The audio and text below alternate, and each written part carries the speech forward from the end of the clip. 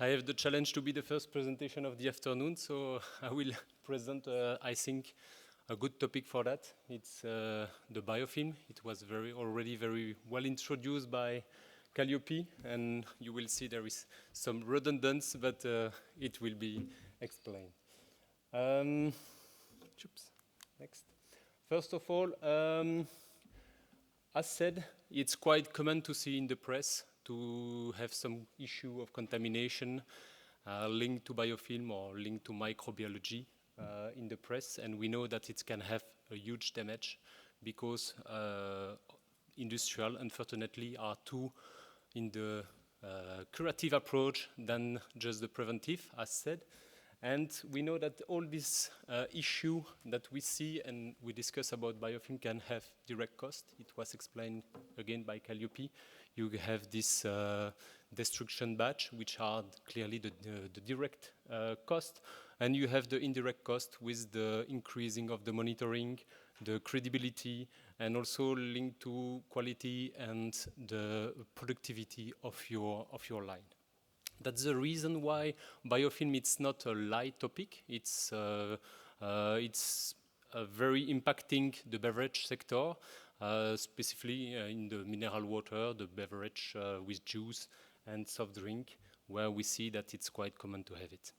That's the reason, thanks to Biomérieux, we are there to make maybe a quick introduction regarding to the biofilm, to have a definition, be aligned on it, provide some tools to detect with some symptom.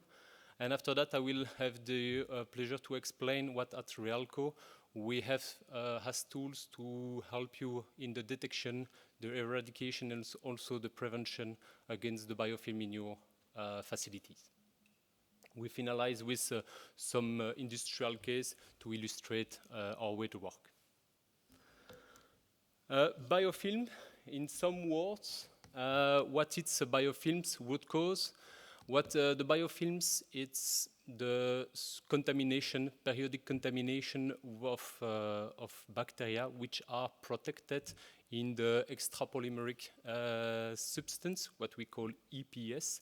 It's a protective matrix which, of course, are very complex structure with different molecules, which can be protein, lipids, DNA, polysaccharides, and this complexity and this mix create very strong shelter for the bacteria. And the bacteria inside of these protective layers can continuously contaminate the process or the equipment where the biofilm is located. Or we can summarize this, the growth of the growth cycle of biofilm. It's quite simple.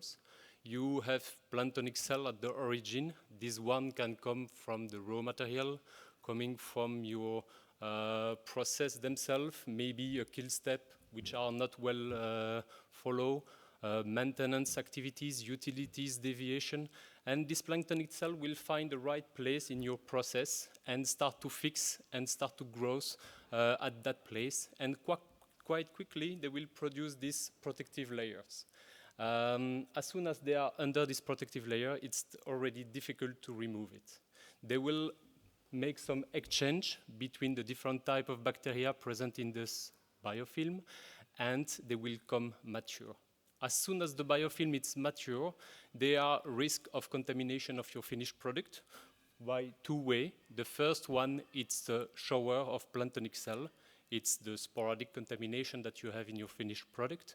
Or it can be also piece of biofilm, and this piece of biofilm can contaminate other place of your process. It can pass through also some kill step, heat exchanger. We see quite often contamination of such equipment. Some key facts and data relative to the biofilm.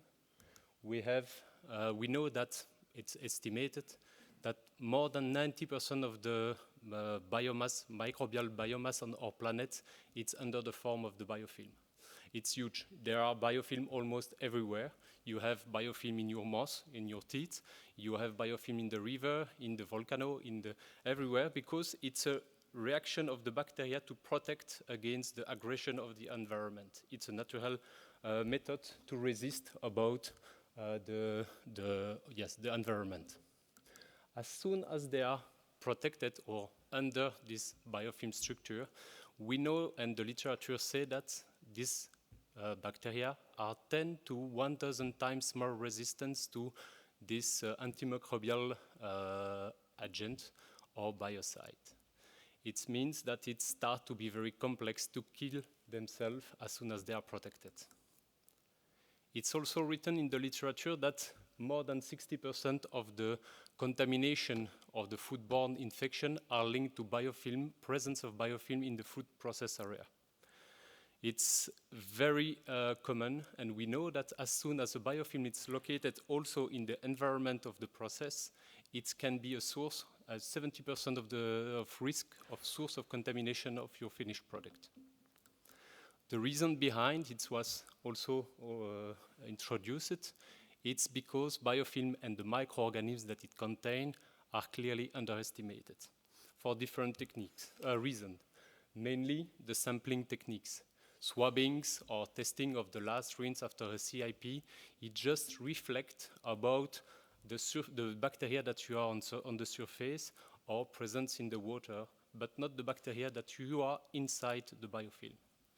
And also another point, it's well described that the stage of the bacteria in the biofilm are also called VB and C. That means that they are viable but not culturable. That means that on your specific growth media or also standard growth media, they will not grow and didn't reflect the reality. The last point, but not the least, it's also described in the literature that the enzymes are the most efficient solution to break down or to degrade this extrapolymeric substance matrix. That didn't say that the enzymes are good, are not a biocide. It's just the key to open the biofilm and release the bacteria, which we are at that moment available for the disinfection. Which microorganism can be found in a biofilm? In the beverage sector, there are plenty of bacteria which are able to generate a biofilm. You can find, of course, some Pseudomonas, Burkholderia, Asaya are well known, or Bacillus, well known to be former of biofilm. But what you should know, it's a biofilm, it's almost never monospecies. It's always the combination of different types of bacteria and also yeast and mold. Maybe these ones are not biofilm former, but they are just the host of the biofilm. They are present and can create some spoilage of your process. You need to visualize a biofilm like a city with exchange. You have bacteria which can exchange of DNA, some parts, and you have some synergy or cycle which creates some damage on your finished product. Which symptom of potential biofilm can be found in your process? Of course, the complaint or the micro-analysis are the best indicator. You can have recurrent or non-recurrent with periodic non-conformity. It can impact also your shelf life of the product. It's maybe less applicable for the beverage, but you can also have some productivity impact. We know that as soon as you have a biofilm in a heat exchanger, if you have a couple of microns of thickness of biofilm, it's drastically decrease the efficiency of your heat exchanger. It's also off note and off flavor. It's well known in the mineral water. You can have some damage with biofilm and create some off note of your product. And the last point, it's of course the metagenetic as presented by Calliope, which can help. It's a good tool to identify the presence of biofilm in the process. Now let's discuss about the detection method and the treatment that Realco can propose. We act and we try to define our strategy on 4 pillars. The first one is the detection, where it's often the most important because it gives some indication about the root cause of the biofilm. First, location, but also which type of biofilm that we can have, and this is the characterization. And for that, we use the metagenetic treatment with the enzyme, and after that, we try also to support the customer to define a prevention plan based on different KPI or frequency, and we will see it later. For the detection, we use available techniques on the market. It can be microbial test with a specific or non-specific growth media. It can be molecular biology with the metagenetic. It can be also biochemical test with ATP to see the presence or the activity of the bacteria. Or we have also a biofilm detection kit, which we call, which are able to detect this EPS. The physical test can be used also with the UV light and the flow cytometry. It's a different technique that we will present now. So, detection. We need to split this detection in two topics. We have first the accessible surfaces, which maybe in the beverage not so common, but we can have some filler, filler of bottle, big tank where we can use also or have access, and we can make this detection. For that detection, we use two techniques. The first one, it's a pre-screening thanks to UV light with a specific length. With these techniques, we are able to screen a large surface or a big tank or quite easily. As soon as we have detected some suspicion of biofilm with UV, we will confirm it thanks to our biofilm detection kit, which are in fact composed of two reactives. The first one, it's a colorant. This colorant, it's spray on the surfaces, and the colorant has the capacity to fix on the organic matters or the biofilm. That means that after rinsing, if the blue are still present, it's confirmed that you have an hygienic issue. You have organic or biofilm presence of your equipment. After that, we will spray the second reactive. This second reactive has the capacity to break down the link between the organic matters and the colorant. That means that if the blue stays after the rinsing, it confirms the presence of biofilm. In the beverage sector, it's mainly used on the filler and the environment of the filler. Now, we will explain how we are able to diagnostic the biofilm presence in the closed circuit. We summarize, or it's by this draw, which are a pipe, but it's also applicable for tank, heat exchanger, or other type of equipment. No sense. As soon as you are able to let recirculate the solution, it will work. Up to date or without enzyme, which test you often the plant do, it takes samples of the last rinse. That means it's a clean equipment, and it take at different place or different time the samples on his line or on the equipment. And it should be lucky to find or to select the samples at the right time where the biofilm is mature and released to have a representative view about the contamination. If not, what he see just the planktonic cell present in the water.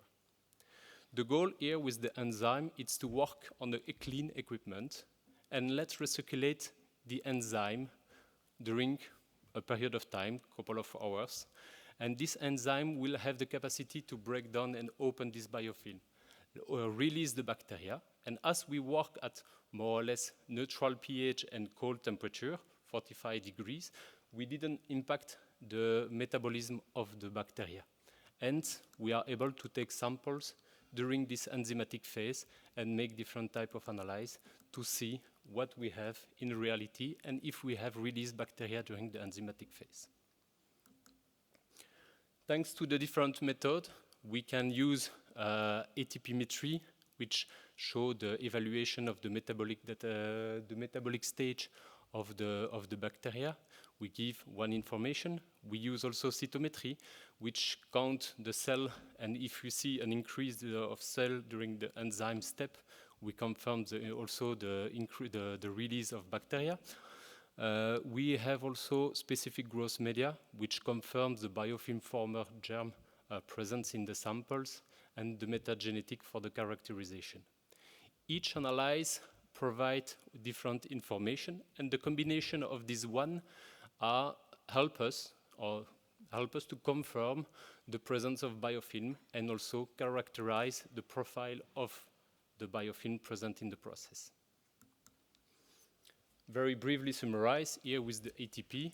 So the goal is we take different samples. We have the TI. The TI, it's the initial water that we take. It will be a representative samples to see it's our zero base.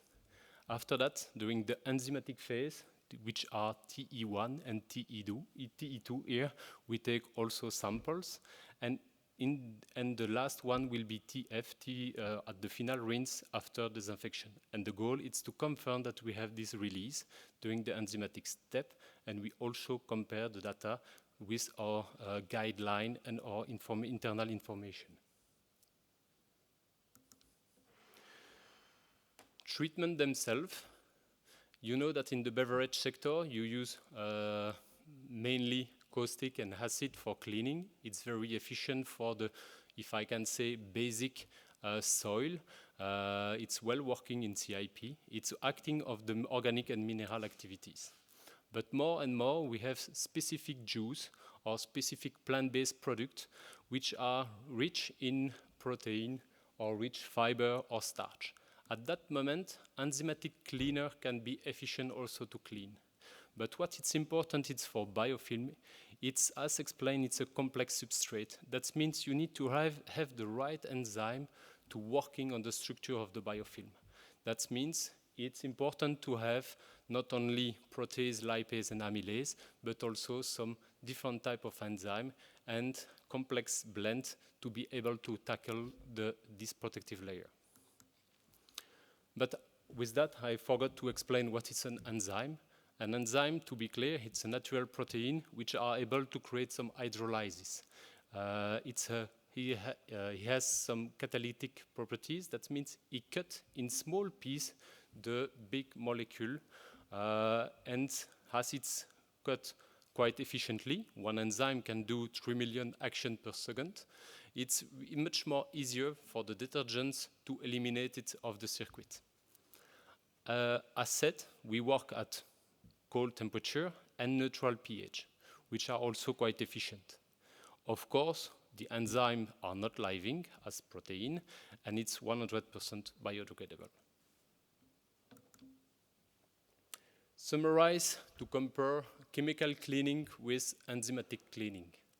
You need to visualize a biofilm like an onion with different layers, and inside of this different layer, you will find the bacteria, which are represented by the red spot. When you perform shock treatment with caustic, with biocide, with disinfectant, you will just act on the first layer of the onion. That means that you keep some bacteria inside of the biofilm and you stress the biofilm. With the enzyme, the goal is to break down, to create some crack and crevice of this layer and get rid this protective layer, and the bacteria, which are the red spot, are accessible for the disinfectant. It's the reason why an enzymatic step against biofilm, it's always followed by a reinforced disinfection. Prevention. I think that you have the growth cycle in the first row. It's explained that as soon as you are at the mature stage, you start to have issue on your product. The goal is after a curative treatment, which are the red arrow on the draw, you will break down and remove the biofilm. But if you didn't change anything, if you didn't modify or inspect your hygienic design, if you didn't change your raw material, which can be the root cause or the source of the contamination, biofilm will be able to refix maybe at the same place. And you need to be vigilant to tackle that biofilm before became mature.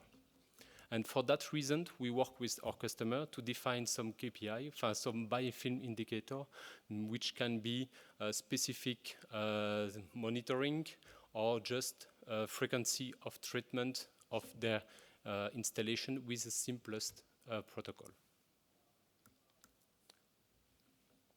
Case study, I will just summarize with 3 simple case study, but quite representative. Basically because we know that more and more in the beverage, you produce a product with less conservative, with maybe higher pH, with less sugar, because I think that if you presented that it's the wish of the youngs, that means that also your product it's more sensitive to the microorganism. That we need to be more vigilant for that. For the first case, it was an energy drink producer which have a massive recall because he have some flock in his product. What we did, in fact, we divided the full process line in 16 units. And on each unit, we create 1 loop of recirculation with enzyme to perform a diagnostic. What we identify, that means 4 of them was more critical, but 2 was very bad in terms of bacteria collected during the enzymatic phase. And thanks to that, the customer will had perform a specific tear down and inspection of this equipment, which was heat exchanger and a aseptic tank, and define a major gap in terms of hygienic design. Thanks to the information, he solved, of course, the hygienic design issue, and he find back to a normal situation. That's the first information that we can do when a customer have an issue. Second one, it's a case in the mineral water process. The customer have some issue of off note detection, and what we observe, it's we perform a treatment of the line, and what we observe, it's on the first sample we perform metagenetic, and what we observe on the first samples, which was in fact the mineral water used for the cleaning, it's the ratio of the bacteria in the metagenetic profile was well distributed. No one of the bacteria take the lead or take a bigger ratio on it. But as soon as we let recirculate our enzyme, we see that 2 or 3 bacteria represent more or less 50% of the ratio of the bacteria, which are the confirmation that we have extracted bacteria containing in the biofilm. And of course, with the identification till the species, it also gives some confirmation that it's the root cause of the off note detected by the customer. The last one, it's quite simple, but show that also in the beer process, it's quite often to have organoleptic issue, often due to yeast and mold or lactobacillus. Sometimes for this type of sector, it's not easy to have a rapid results before that the product is already on the market, and it's very damageable to have the complaint of the market when the product is already left. What we did, we selected, at that moment was not able to select all the process. We focused on the most critical part, which was heat exchanger, some fermenters and the fillers. We treat it, and as soon as we have implemented a long-term approach, we clearly see that the complaint decrease thanks to the biofilm program. Take-home message, as you know, biofilm can be everywhere in the process. It's not only limited to a sensitive place. Sometimes we underestimate the location of the biofilm. As explained, we already treat UHT or steaming units or disinfection unit on the filler where there was a biofilm. It's clearly close quality and safety issue, and traditional method didn't help to detect, clean, and destroy the biofilm. Really, it's important to use enzyme to be able to break down to perform a strong disinfection behind.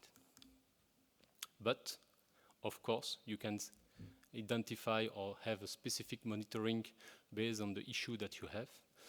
Specific detection method on the critical place, maybe on the filler, as explained, and have a program of periodic enzymatic cleaning. It's always good also to sometimes alternate your cleaning protocol to change and to limit the resistance of the bacteria that you have in your process.